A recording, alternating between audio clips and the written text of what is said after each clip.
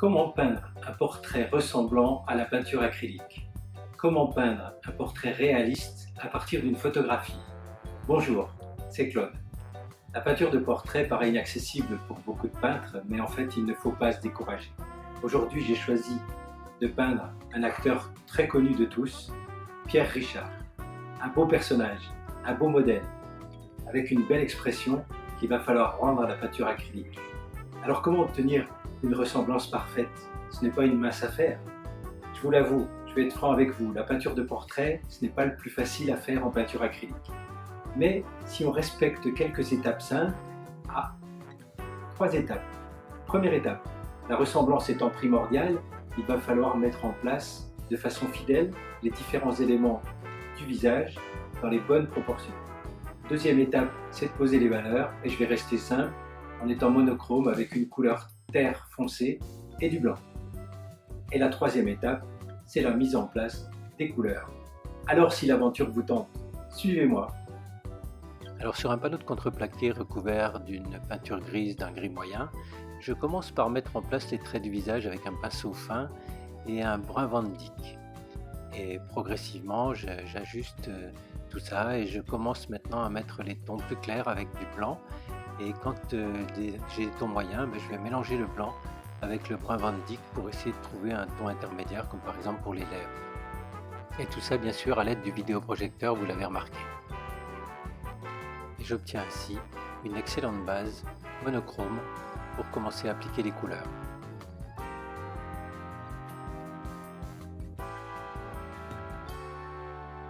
Alors la question qui se pose souvent, c'est comment rendre la couleur chair? Et bien là je commence par un mélange assez classique d'ocre jaune, de rouge vif avec une pointe de vert vif.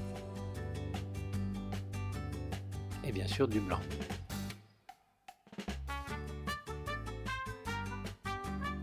Les valeurs intermédiaires, donc les tons un peu plus foncés, c'est la même utilisation de couleurs, mais avec un peu moins de blanc tout simplement.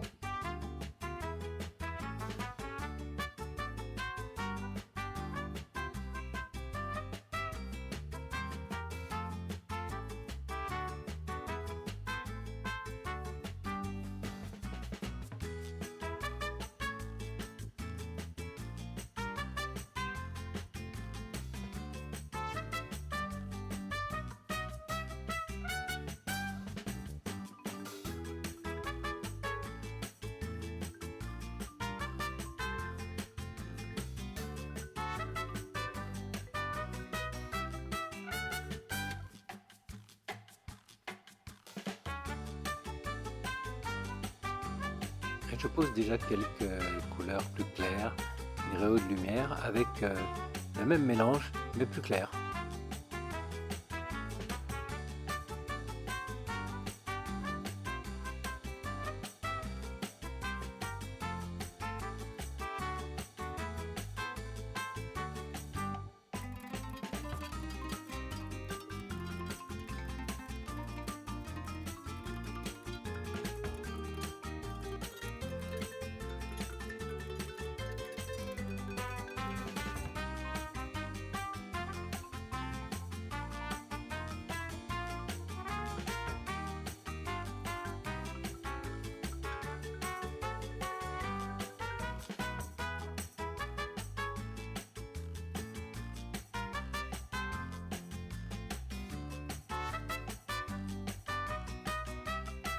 Je vais passer beaucoup de temps à peindre les yeux, car les yeux c'est vraiment le centre du visage.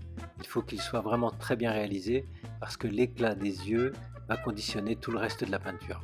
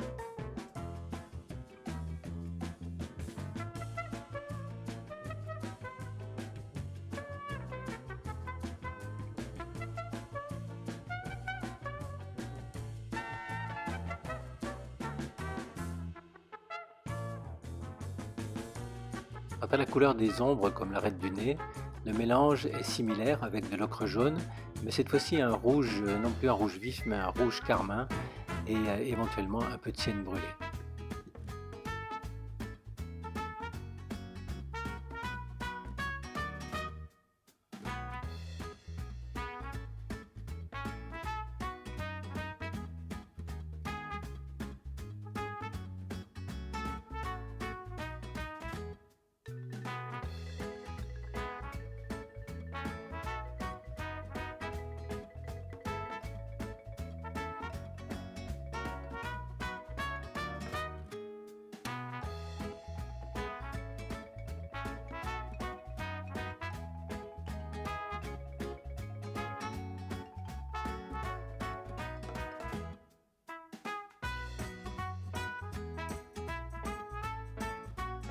Et j'ajoute parfois un peu de jaune à ce mélange pour obtenir un ton un peu plus orangé.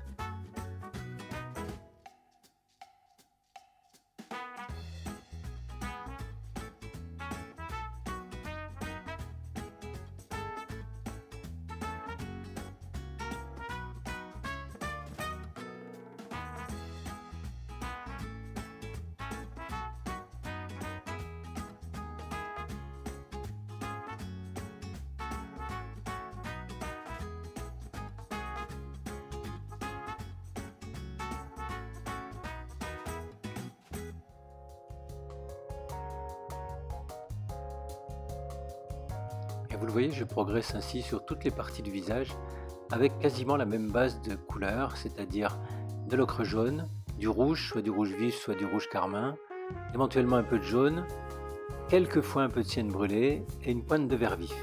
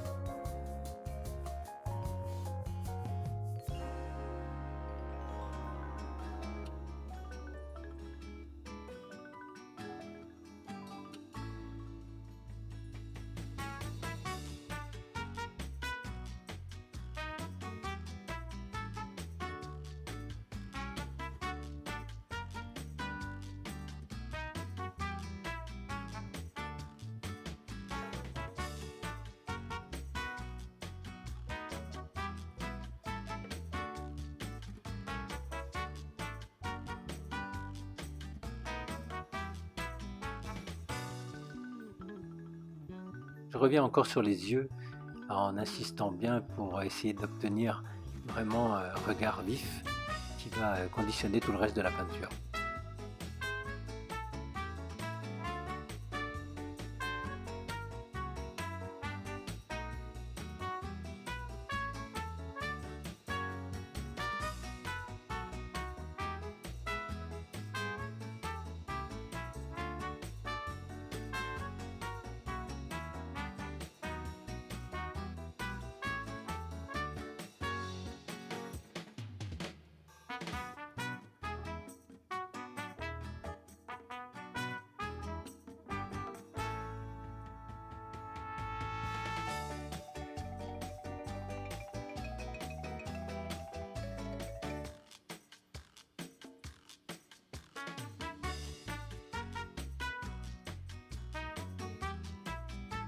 Pour la couleur des lèvres, j'utilise le même mélange que pour la peau avec juste un peu plus de rouge. Faites attention de ne pas mettre trop de rouge dans les lèvres pour ne pas avoir un aspect qui n'est pas naturel.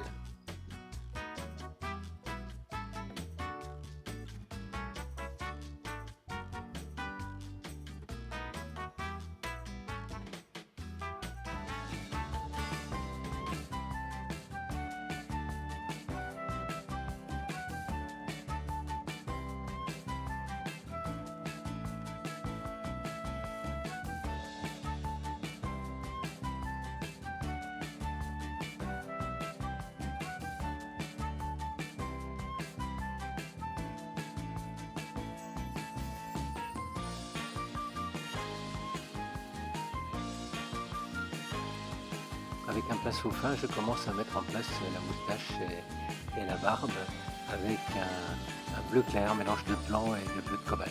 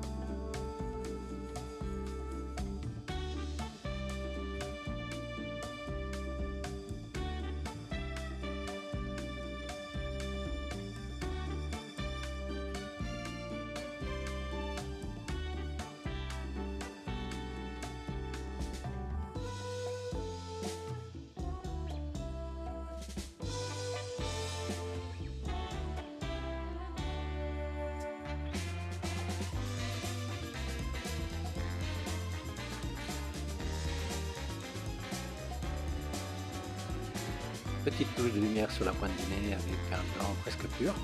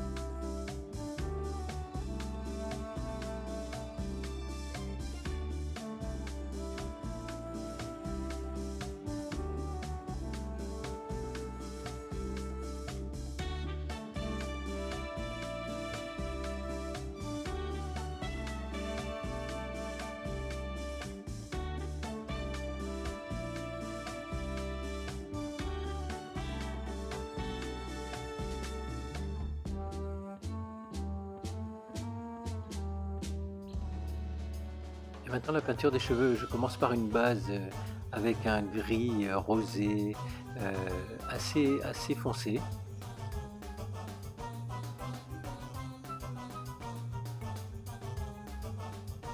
Un peu plus bleuté par endroits.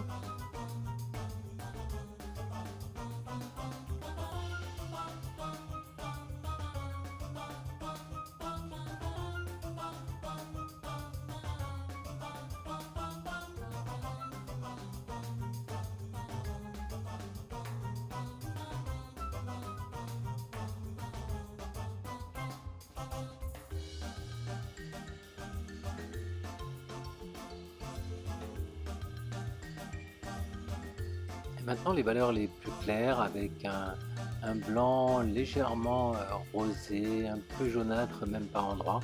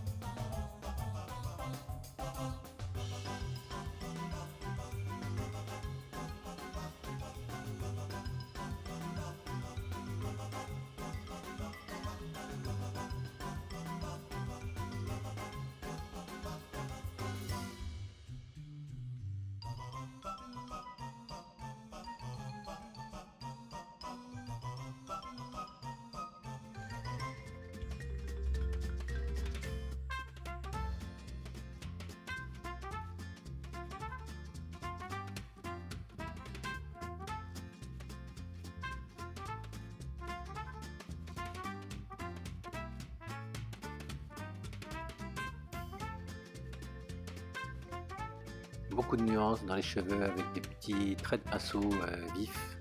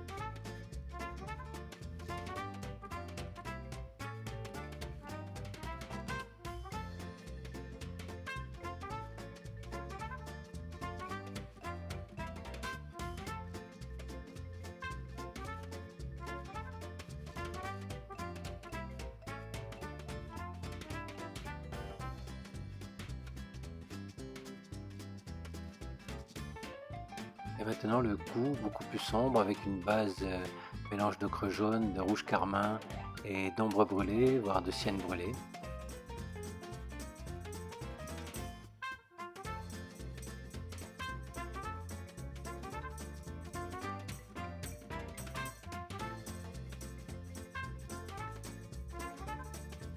Quelques touches plus claires sur cette base foncée.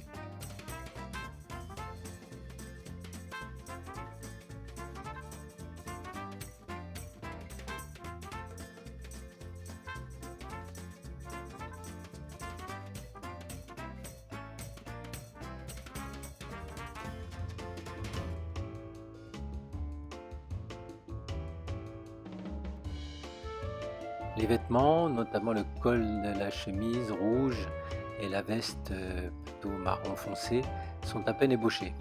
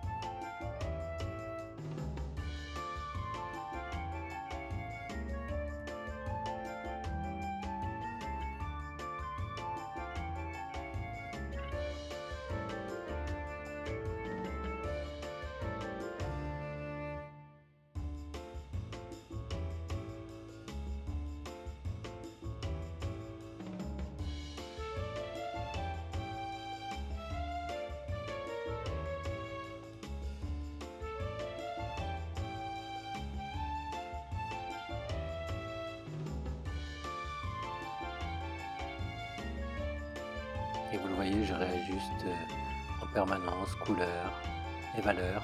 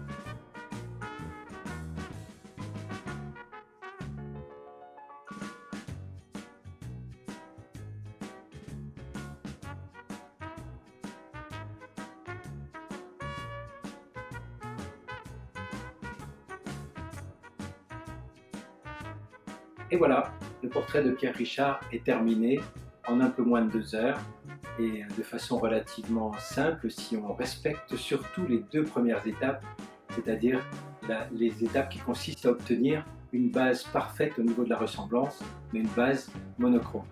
Après, l'application des couleurs peut paraître un peu plus complexe, c'est vrai, mais il suffit de prendre son temps et on peut toujours ajuster un ton, ajuster une couleur, une valeur, et avec l'expérience, on deviendra simplement un peu plus rapide. Donc prenez votre temps. La peinture, en fait, n'est juste qu'une succession d'échecs et de corrections. J'espère que cette vidéo vous incitera à démarrer le portrait. J'en ferai d'autres prochainement. Songez à vous abonner et activer la petite cloche en dessous pour ne pas rater les prochaines vidéos. Vous le savez, j'en publie plus d'1 par semaine. Voilà, et comme je le dis toujours maintenant, à vous de jouer. À vos pinceaux. Bye bye.